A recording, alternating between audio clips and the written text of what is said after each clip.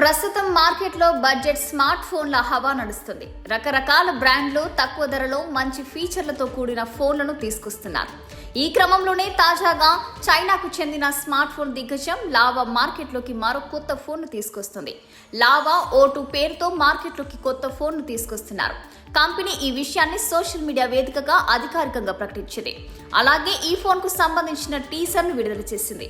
ఇక ఈ phone USB Type-C పోర్టుతో రానుంది. అలాగే ఇందులో స్పీకర్ గ్రిల్ ఇస్తున్నట్లు స్పష్టమవుతుంది.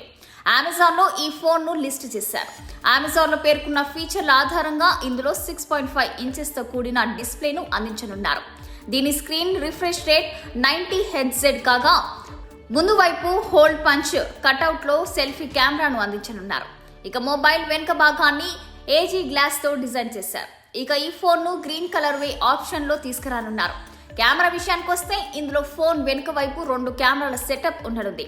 కెమెరా మాడ్యూల్ లో కాస్త మార్పులు కూడా చేసినట్టు తెలుస్తుంది. ఇక ఈ phone octa core Unisoc T616 processor పై పనిచేస్తుంది.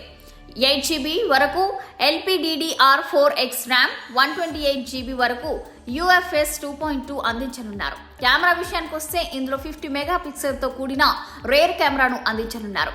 అలాగే సెల్ఫీలు, వీడియో కాల్స్ కోసం 8 మెగాపిక్సెల్ తో కూడిన ఫ్రంట్ కెమెరాను అందించనున్నారు.